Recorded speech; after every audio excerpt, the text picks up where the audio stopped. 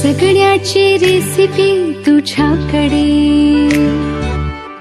लढण्याची पॉलिसी तुझ्याकडे. हो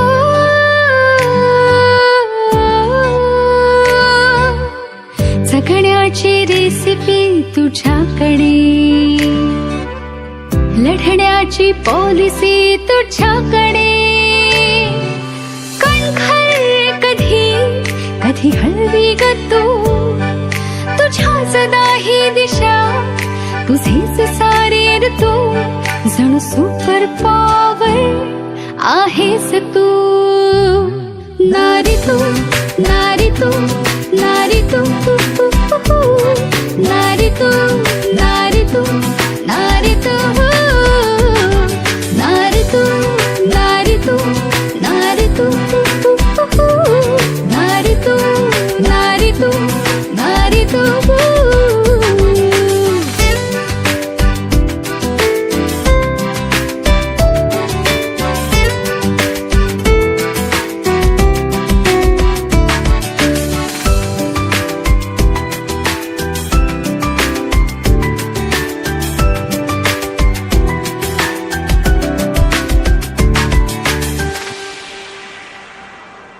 तुझ्या विना कशी पृथ्वी चालायची, वाऱ्या विना कशी पाने हलायची.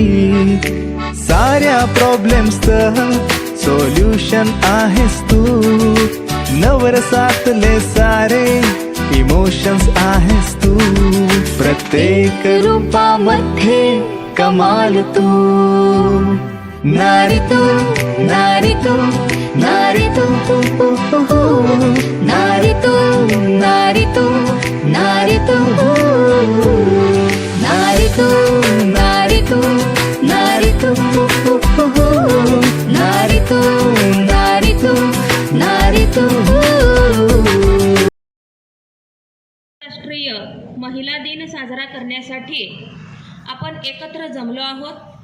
या प्रसंगी उपस्थित प्रशालेचे मुख्याध्यापक माननीय तेली सर, उपमुख्याध्यापक माननीय सीपी खोरे सर, पर्यवेक्षक माननीय पिष्टे सर, पर्यवेक्षिका व आजच्या कार्यक्रमाच्या अध्यक्षा सौ लोटके मॅडम, महिला दिन कार्यक्रमाच्या प्रमुख सौ मनेर मॅडम, उपस्थित सर्व शिक्षक बंधू भगिनी आणि माझ्या विद्यार्थी मित्र मैत्रिणींनो, या कार्यक्रम प्रसंगी आपल्या सर्वांचे मी मनापासून स्वागत करते आणि सर्वांना महिला दिनाच्या शुभेच्छा देते.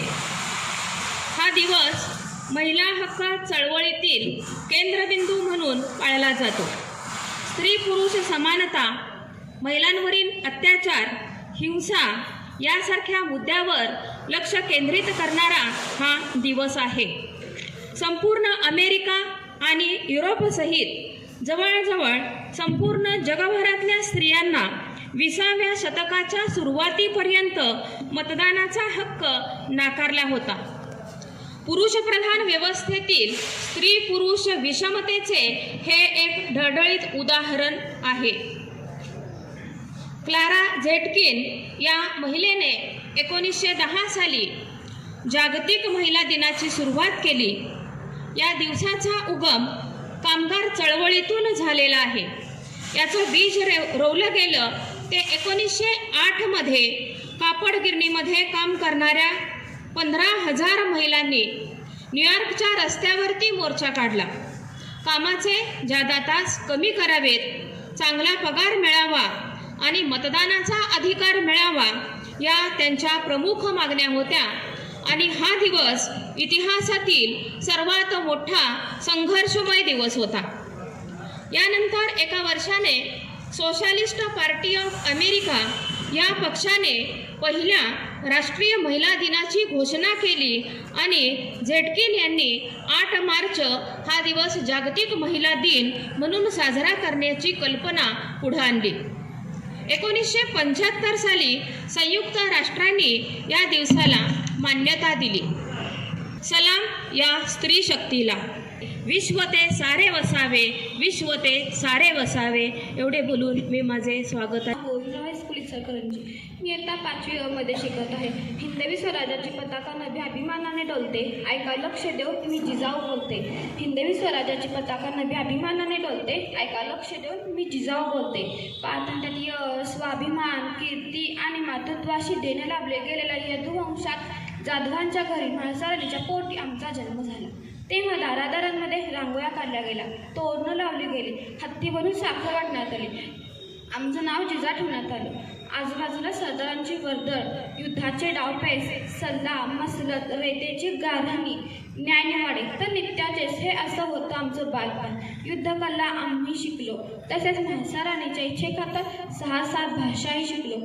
पुढे आमचा व शहाजीराजे यांचा विवाहही झाला व आमच्या पोटी शुभाने जन्मही घेतला. धन्यवाद. मी इयत्ता 5वी अ मध्ये शिकत आहे. माझ्या शाळेचे नाव गोविंदराव हायस्कूल ज्युनियर कॉलेज. मी सिंधुताई सपकाळ बोलते. माझा जन्म 14 नोव्हेंबर 1947 रोजी वर्धा येथे झाला. नको असताना मुलगी झाली म्हणून माझ्या आईवडिलांनी माझे नाव चिंदी ठेवले. मूळची बुद्धिमान असणारी मी परिस्थितीमुळे 4थीपर्यंत शिकले. दिवसभर भीक मागून रात्री स्टेशनवर झोपणारी मी आत्महत्या करण्याचा सुद्धा प्रयत्न केला, पण अनाथ मुलांना सांभाळून त्यांच्या जीवनाला ध्येय द्यायचे मी ठरवले. महिला डॉक्टर आनंदीबाई जोशी होय. आमचा जन्म 31 मार्च 1865 रोजी पुण्यात आमच्या आजोळी झाला. आमचे बालपणीचे नाव यमुना होते. कल्याण येथील गणपतराव अमृतेश्वर जोशी यांच्या आम्ही ज्येष्ठ कन्या. वयाच्या 9व्या वर्षी आमचा विवाह वयाने आमच्याहून 20 वर्षांनी मोठे असणाऱ्या गोपाळराव जोशी यांच्याशी झाला. ते मूळ अहमदनगरचे होते. लग्नानंतर गोपाळरावांनी आमचे नाव यमुना हे बदलून आनंदीबाई असे नाव ठेवले. वयाच्या 14व्या वर्षी आनंदीबाईंनी एका मुलाला जन्म दिला, परंतु वैद्यकीय उपचार न मिळाल्यामुळे मूल फक्त 10 दिवस जगले. आनंदीबाईंच्या जीवनात हा एक महत्त्वाचा टप्पा ठरला. या घटनेनंतर त्यांनी डॉक्टर होण्याचे ठरविले. तुम्ही शांतपणे ऐकून घ्यावे अशी माझी नम्र विनंती. मुजरा माझा माता जिजाऊना, मुजरा माझा माता जिजाऊना, घडविले त्यांनी शूरशोभांना, घडविले त्यांनी शूरशोभांना. साक्षात होत्या त्या आई भवानी, साक्षात होत्या त्या आई भवानी. जन्म घेतला त्यांच्या पोटी शिवबाने, जन्म घेतला त्यांच्या पोटी शिवबाने. हिंदवी स्वराज्याचे संस्थापक छत्रपती शिवाजीराजे आणि प्रतापवीर संभाजी महाराज या दोन्ही छत्रपतींना घडवणाऱ्या राजमाता जिजाऊ होत्या.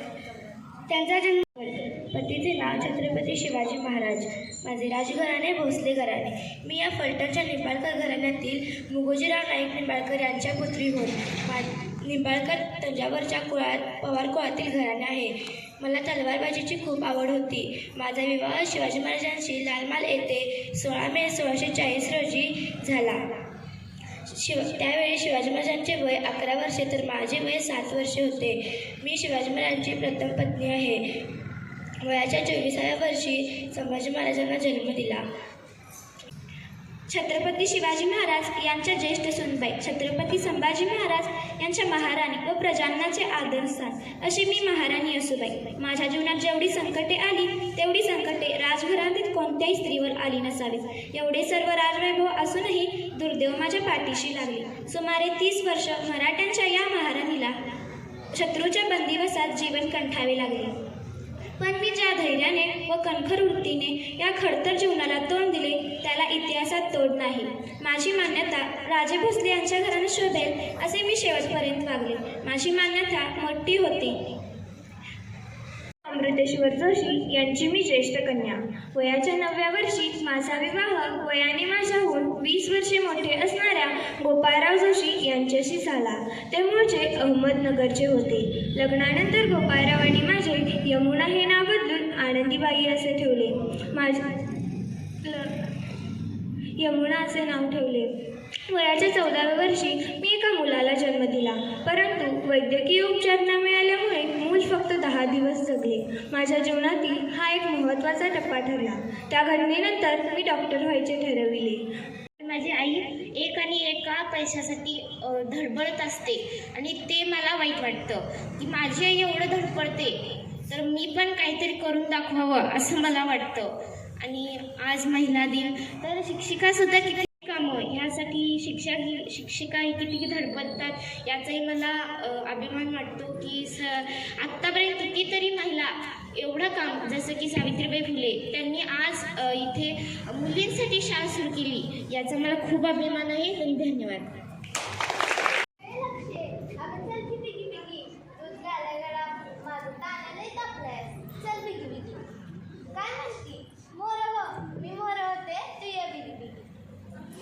वासाराला इकल्या निघाली दही दूध ताक आणि लोणी बाई माशा ग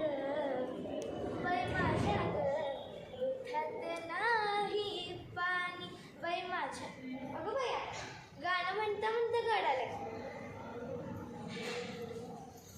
अरे देवा ऐकला.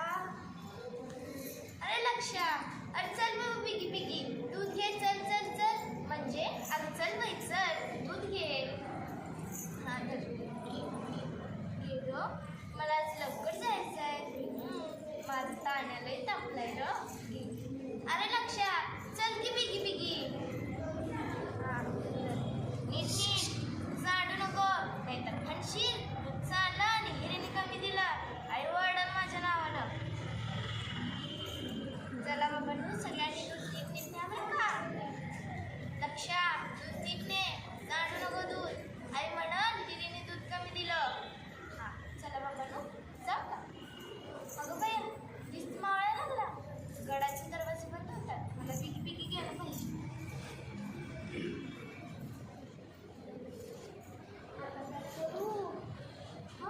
गडाचे दरवाजे बंद झाले. ए दादा, अरे दार उघड ना. अरे माझं ताण्याला तापलाय घरी, मला घरी जायचं आहे. ए दादा उघड ना दार. ए दादा पदर पसरते, मी तुझ्या पाया पडते. दादा दार उघड ना. दादा उघड ना दार. हां अरे लागलं की किती जोरात ढकललं तू मला. सांगायचं तर ढकललं कशाला. कायदा माझं तानुल्याला कळत का रे कायदा.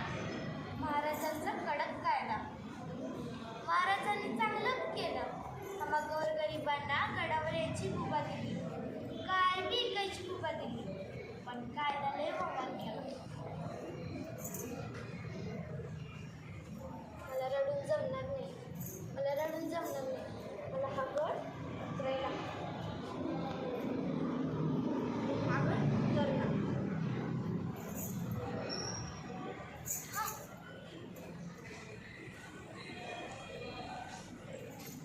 मी येते बाळा, येते मी. थांब, येते मी.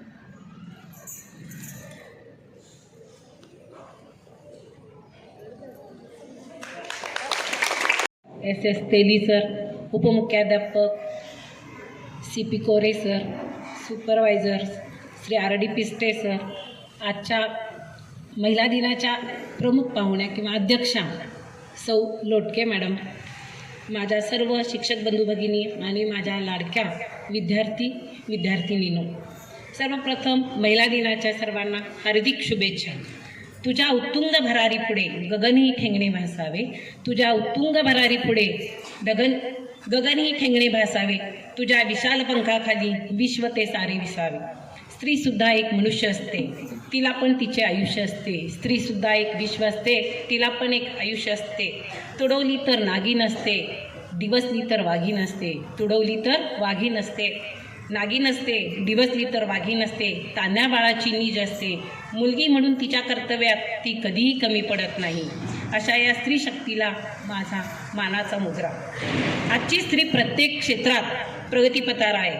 गावाच्या सरपंच पदापासून ते राष्ट्रपती पदापर्यंत ती आघाडीवर आहे. राष्ट्रपती द्रौपदीताई मुर्मू, पहिल्या महिला पंतप्रधान इंदिरा गांधी, अंतराळवीर कल्पना चावला, समाजसेविका मदर तेरेसा, गानसम्राज्ञी लता मंगेशकर, अनाथांची माय सिंधुताई सपकाळ, हिंदवी स्वराज्याचे स्वप्न दाखवणाऱ्या आई जिजाऊ माता, महात्मा फुलेंबरोबर स्त्री शिक्षणासाठी झटणाऱ्या सावित्रीबाई फुले, डॉक्टर बाबासाहेब आंबेडकरांना त्यांच्या कार्यात साथ देणाऱ्या रमाई, साने गुरुजींवर संस्कार करणाऱ्या यशोदाबाई, कर्मवीर भाऊराव पाटील यांच्यासोबत गोरगरिबांच्या शिक्षणासाठी झटणाऱ्या लक्ष्मीबाई अशा प्रकारे प्रत्येकाच्या आयुष्यात स्त्रियांचे योगदान अनन्यसाधारण आहे. आई म्हणून, बहीण म्हणून आणि बायको म्हणून. पहिल्या महिला पोलीस अधिकारी किरण बेदी, महिला खेळाडू पी.टी. उषा, सायना नेहवाल, मिताली राज अशा अनेक स्त्रियांनी आपल्या क्षेत्रात कर्तृत्व सिद्ध केले. आज महिलांचा गौरव केला जातो, पण तरी देखील महिलांच्या समोर अनेक समस्या आहेत. स्त्री भ्रूण हत्या, लैंगिक अत्याचार, हुंडाबळी अशा कितीतरी समस्या पदोपदी महिलांना भेडसावतात.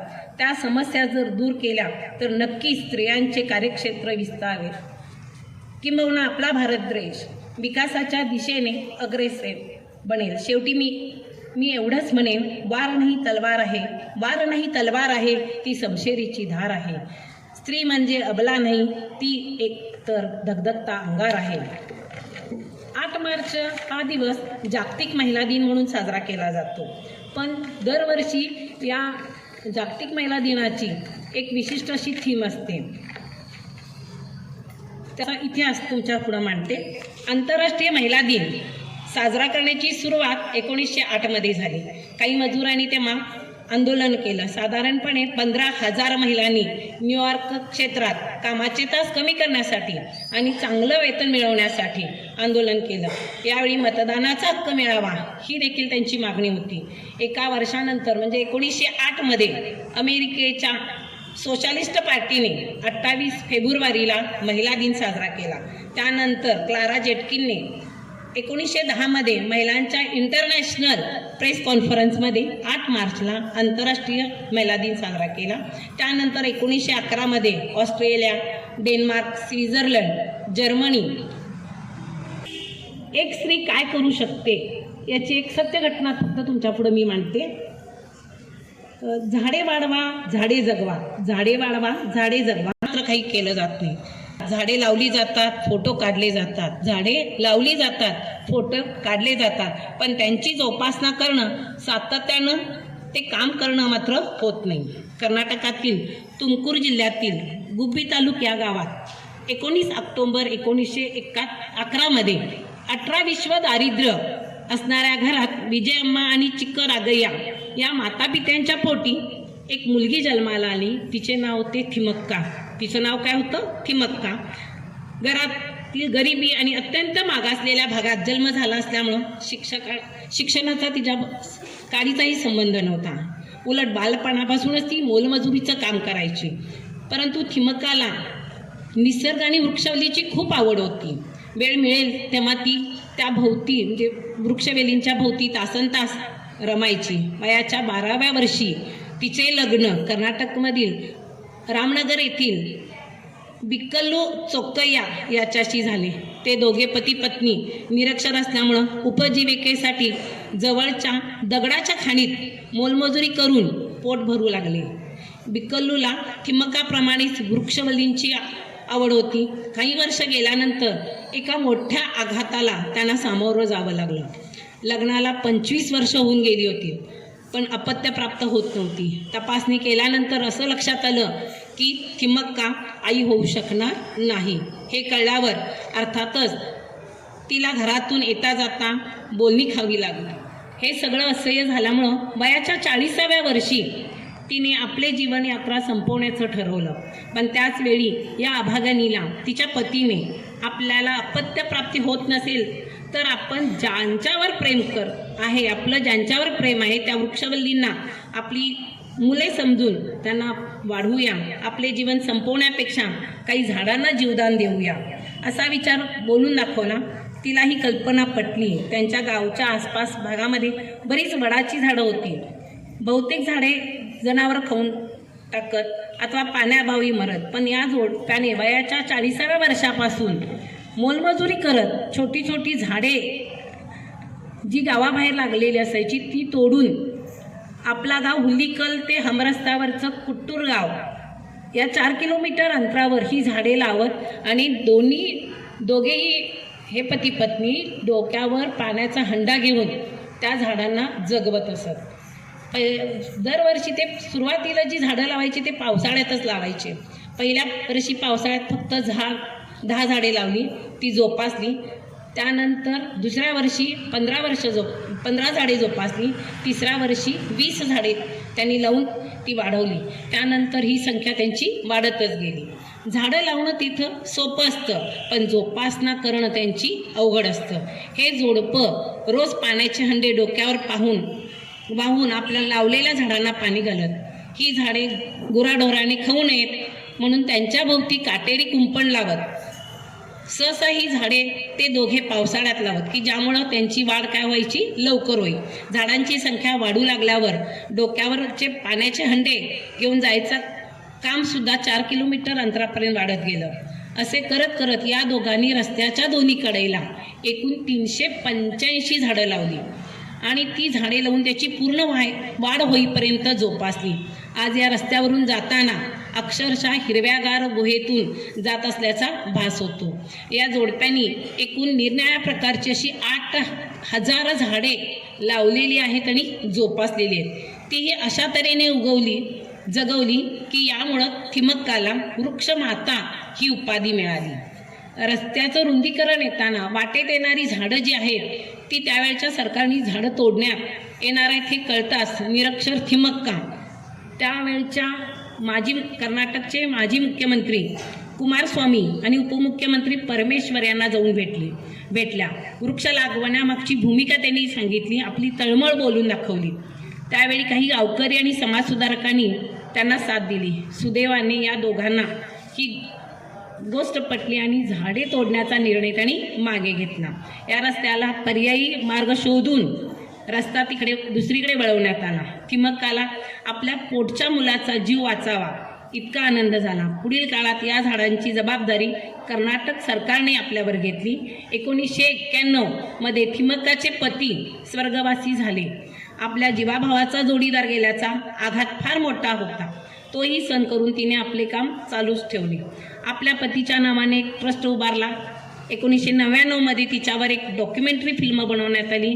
आज तागायत थिमक्काला 16 निरनिराळी पारितोषिके मिळाली आहेत. 1997 मध्ये इंदिरा प्रियदर्शनी वृक्षमित्र पुरस्कार मिळाला.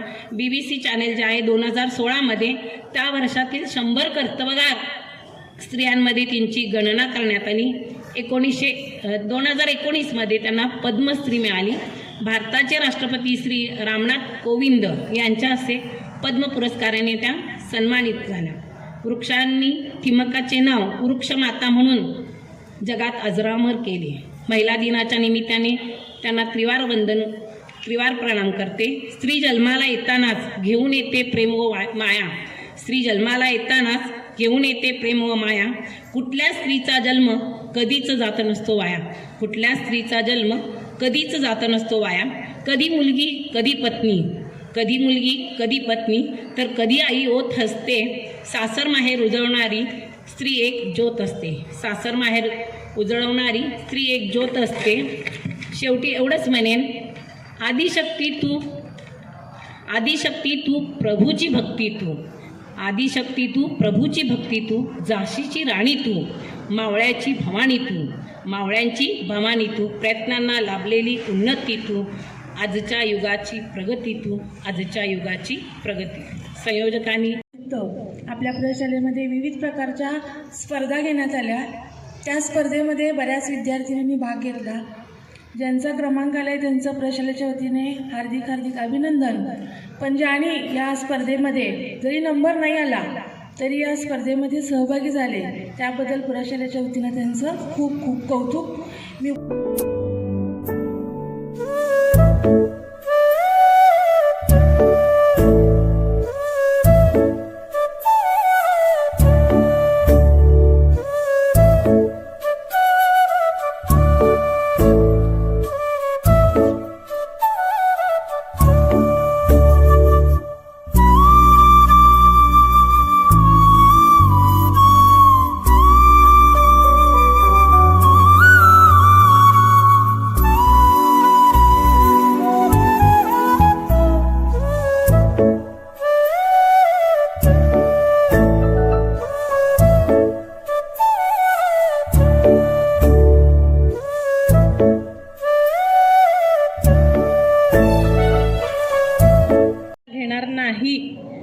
व्यासपीठावर उपस्थित असलेले प्रशालेचे उपमुख्याध्यापक माननीय CP कोरे सर, पर्यवेक्षक माननीय पिष्टे सर, माझ्या सर्व महिला भगिनी आणि विद्यार्थी-विद्यार्थिनी, मित्र आणि मैत्रिणींनो, आज आपण जागतिक महिला दिन साजरा करतोय.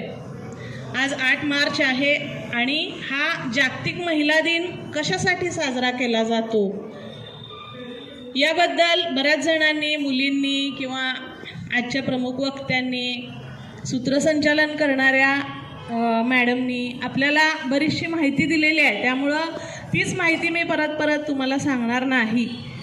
पण जीवनामध्ये ज्यांनी आपल्या कर्तृत्वानं आपल्या व्यक्तिमत्वाला झळाळी मिळवली,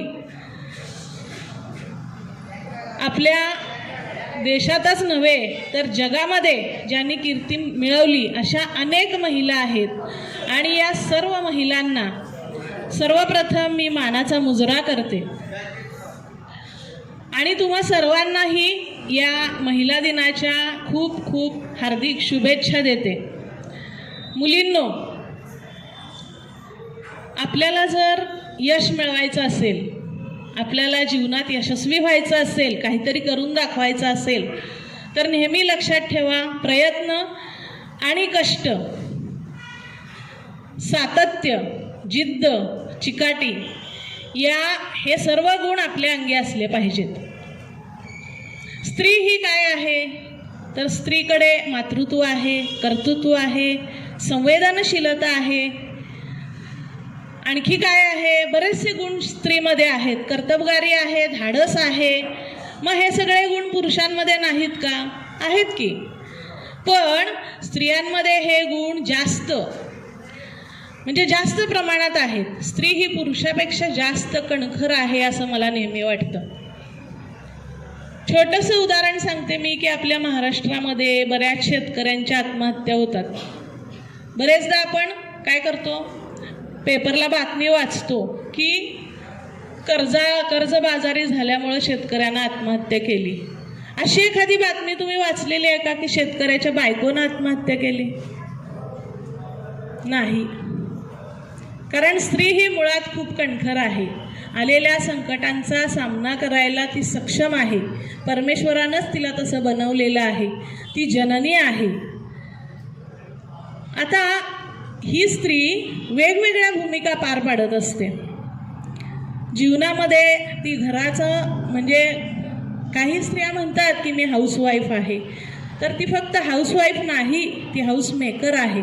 ती घरात आहे म्हणून सगळ्या घराचे जे व्यवहार आहेत ते सुरळीतपणे सुरू असतात. आणि काही माझ्यासारख्या स्त्रिया किंवा अनेक स्त्रिया घर सांभाळून, घरातली जबाबदारी सांभाळून बाहेरची जबाबदारी म्हणजेच आपापल्या क्षेत्रामध्ये त्या चांगली कामगिरी करत असतात. त्यांची तर खूप तारेवरची कसरत होत असते. पण आपलं जे अस्तित्व आहे ते सिद्ध करण्यासाठी ही कसरत तुम्हाला करावीच लागेल. त्यासाठी तुम्ही प्रयत्न केले पाहिजेतच. आपण म्हणालो स्त्री ही कणखर आहे, तरीसुद्धा मुलींनो, म्हणजे आपण जर ह्याचा विचार केला की शारीरिक क्षमतेचा विचार केला तर शरीराच्या दृष्टीने पुरुष जास्त कणखर आहे. त्या मानानं स्त्रियांची शक्ती कमी पडते. आणि म्हणून आपण घाबरून न जाता आपल्या जीवनामध्ये येणाऱ्या प्रत्येक संकटाचा आपण सामना केला पाहिजे. सावित्रीबाई फुलेंनी अंगावर शेण झेललं, शिव्याशाप खाल्ले, पण त्या कणखरपणे उभ्या राहिल्या स्त्री शिक्षणासाठी. त्यांनी अगोदर स्वतः शिक्षण घेतलंच, पण स्त्री शिक्षण म्हणजे मुलींना शिकवण्यासाठी त्या पहिल्या शिक्षिका बनल्या. या सावित्रीबाई फुलेंनी जो त्याग केला किंवा जो संघर्ष केला त्यामुळं आज मी तुमच्यासमोर इथं उभी आहे आणि तुम्ही माझ्यासमोर बसलेले आहात. म्हणजे पाठीमागच्या काळामध्ये अनेक स्त्रियांनी या स्त्रियांना हक्क मिळवून देण्यासाठी खूप संघर्ष केलेला आहे आणि म्हणून आपण आज कणखरपणे इथं उभ्या आहोत. तुम्ही मुलींनो फार नशीबवान आहात, भाग्यवान आहात. तुमच्या काळात तुम्हाला ज्या सुविधा मिळत आहेत त्या आमच्या काळात आम्हाला सुद्धा मिळालेल्या नाहीत. माझ्या या सगळ्या भगिनी ज्या बसलेल्या आहेत, सख्या बसलेल्या आहेत, या इथं तुमच्यासमोर बसलेल्या आहेत, त्यांनी सुद्धा बऱ्याचशा अडचणींनाच त्या सामोरे गेलेल्या आहेत आणि मगच त्यांना हे पद मिळालेलं आहे. ज्ञानदानाचं पवित्र काम या करत आहेत. मला निश्चितच याचा अभिमान आहे. मला तुम्हाला विचारायचं आहे, सध्या भारताच्या राष्ट्रपती कोण आहेत? त्या एक आदिवासी, कुणालाच नाही सांगतायत कोण भारताच्या पहिल्या? प्रतिभाताई पाटील. जोरदार टाळ्या. इचलकरंजीच्या आयुक्त कोण आहेत? महानगरपालिकेच्या इचलकरंजीच्या आयुक्त कोण आहेत? महिला आहेत त्या. शतायू.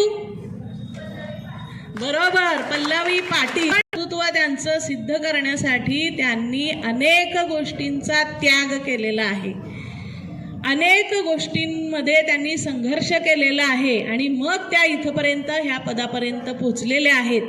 तर तुमच्यासमोर मुलींनो, तुमच्यासमोर तुमच्या आजूबाजूला अनेक महिला आहेत ज्या तुमच्या आदर्श म्हणजे डोळ्यासमोर असलेले आदर्श तुमच्याकडे अनेक आहेत.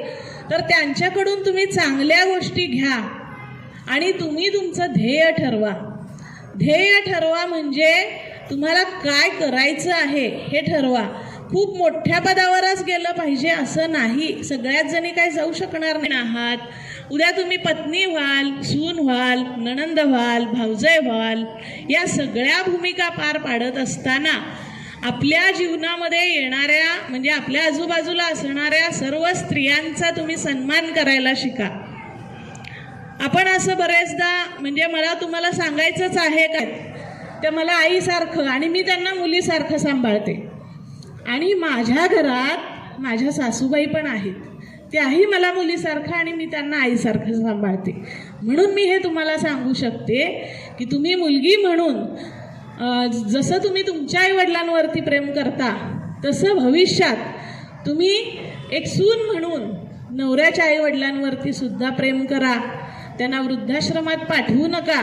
आपण मुलाला काय म्हणून जन्म दिला अशा प्रकारचा पश्चाताप त्यांना होता कामा नये. अशा प्रकारे तुम्ही एक चांगल्या सुसंस्कृत नारी बना, महिला बना. त्याचबरोबर आपली जी कर्तव्य आहेत, आपल्या कर्तव्यांच्या बाबतीत सतत सजग राहा. पण आपले जे हक्क आहेत, हक्क सुद्धा मिळवायला विसरू नका. केवळ हक्क मागू नका. सुरुवातीला माझं काय कर्तव्य आहे, अगोदर आपण कर्तव्याला न्याय द्या आणि मग तुमचे हक्क तुम्ही निश्चितच मागा. आपण ज्या समाजात राहतो, आपण ज्या वातावरणात राहतो, आपण ज्या कुटुंबात राहतो, त्या कुटुंबात, त्या समाजात, त्या वातावरणात आपण हवेसे वाटलो पाहिजे. आपण आल्यानंतर एखाद्या ठिकाणी 10 जणांनी नाकं मुरडू नयेत असं आपलं कर्तृत्व असलं पाहिजे असं मला वाटतं. तर बऱ्याचशा गोष्टी खूप सांगण्यासारख्या आहेत पण वेळ बराच झालेला आहे आणि तुम्हाला एवढंच सांगते की सक्षम होण्यासाठी किंवा आपले अधिकार, हक्क, कर्तव्य या सगळ्या गोष्टींची जाण मनात ठेवा आणि त्यानुसार तुम्ही एक चांगल्या सुसंस्कृत नागरिक बना की ज्याच्यामुळे आपल्या कुटुंबाला, आपल्या गावाला, आपल्या जिल्ह्याला, राष्ट्राला अभिमान वाटेल अशा प्रकारची कामगिरी तुमच्याकडून घडो अशी मी तुमच्या सर्वांकडून अपेक्षा करते आणि थांबते. धन्यवाद. 8 मार्च जागतिक महिला दिन आणि या महिला दिनाच्या सर्वप्रथम मी आपल्या सर्वांना मनापासून हार्दिक शुभेच्छा देतो.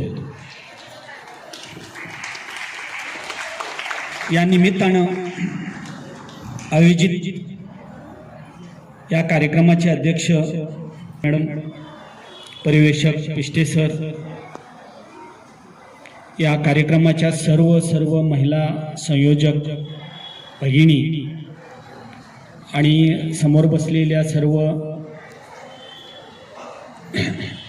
विद्यार्थिनी, आज या महिला दिनानिमित्त एक दोनच गोष्टी मी बोलण्यासाठी संयोजकांची परवानगी घेतो. एक गोष्ट प्रामुख्याने अशी जाणवली की कार्यक्रम खूप सुंदर झाला, फार छान घेतला कार्यक्रम, छोटा पण खूप चांगला झाला. बऱ्याच कार्यक्रमाच्या निमित्ताने जेव्हा आम्ही व्यासपीठावरती असतो त्यावेळेला थोडंसं खुल्या मनाने बोलणं, सर्व गोष्टी घडत असतात. पण आज मला खूप दडपण आलं. दडपण ह्या गोष्टीचं आलं की मी मुद्दाम सांगतोय ही गोष्ट की जेव्हा मी बसलो त्यावेळेला सर्व नारी शक्ती पाठीमागे असताना मनावरती खूप दडपण आलं मला की काय बोलावं, काय करावं, कसं राहावं, काही कळेना. हे एक प्रतीक म्हणून मी तुम्हाला सांगतो की जेव्हा स्त्रिया एकत्रित होतात, एकमूठ होतात, जेव्हा एकत्रित येतात तेव्हा कुणाचंही काही चालत नाही. फक्त त्यांच्या एकजुटीचा सहवास जरी लाभला तरी सुद्धा कुठलीही वाईट गोष्ट घडणार नाही. ही एक या गोष्टीनं मला एक जाणवलं, ती मी मुद्दाम तुम्हाला सांगितलं. दुसरी गोष्ट, या विविध भूमिकेत आलेल्या ज्या मुली आहेत त्या भूमिकेतल्या त्यांच्या ज्या भूमिका होत्या, त्यांनी जे केलेले संघर्ष होते, त्यांनी जे केलेले कार्य होतं ते कार्य अतिशय मोलाचं आहे. आणि आजच्या या पिढीला अत्यंत महत्त्वाचं आहे की आपलं जीवन व्यतीत करत असताना एक स्त्री म्हणून आपण कसं जगलं पाहिजे, कसं राहिलं पाहिजे, कसं वागलं पाहिजे. कारण स्त्री ही अनेक भूमिका निभावत असते. जेव्हा ती आई असते तेव्हा तिचं आयुष्य पूर्ण मुलांच्या संगोपनात जातं. जेव्हा ती बहीण असते तेव्हा ती कणखरपणे भावाच्या पाठीशी उभी राहते. जेव्हा ती पत्नी म्हणून भूमिका निभावते त्यावेळेला संपूर्ण कुटुंब तिच्यावर अवलंबून असतं. त्या कुटुंबाचा आधारस्तंभ असते ती, कुटुंबाचे संस्कार घडवत असते. कुटुंबात निर्माण होणाऱ्या प्रत्येक माणसाला ती सुसंस्कृत करण्याचं काम करत असते. म्हणूनच या भूमिकेमधून ज्या वेगवेगळ्या ज्या भूमिका आपल्याला ज्या निभावायच्या आहेत एक स्त्री म्हणून, त्या निभावत असताना येणाऱ्या प्रत्येक संकटाला आपण तोंड देण्यासाठी सामोरं गेले पाहिजे. आजचा काळ आहे. जबाबदारीसह घेते भरारी नाव तिचे नारी, जबाबदारीसह घेते भरारी नाव तिचे नारी, बाई पण खूपच भारी, देवा बाई पण खूपच भारी. आपल्याला खूप अभिमान वाटला पाहिजे की आपण भारतीय संस्कृतीचा वसा आणि वारसा लाभलेल्या मातीमध्ये आपण एक महिला म्हणून जन्म घेतलेला आहे व या ठिकाणी आपल्याला आपलं कर्तृत्व गाजवण्याची ही संधी मिळालेली आहे. सर्वप्रथम सर्व माझ्या सख्यांना आणि उपस्थित सगळ्या मुलींना महिला दिनाच्या खूप खूप शुभेच्छा. आभार मानण्यासाठी मी या ठिकाणी उभी आहे. स्वच्छ सूर्यप्रकाश पडला म्हणून आपण जर देवाकडं प्रार्थना करत नसतो, इतरांच्या विश्वासाला आम्ही नक्की आमच्या परीने वाव देऊ अशी मी आज ग्वाही देते. आणि आजचा कार्यक्रम इथं संपला असं जाहीर करते. आमच्या शाळेचा जो शिक्षकांचा ग्रुप आहे त्या ग्रुपचं नावच आहे आम्ही सावित्री. अशा या माझ्या सर्व सावित्री मैत्रिणींना परत एकदा महिला दिनाच्या खूप खूप शुभेच्छा. धन्यवाद.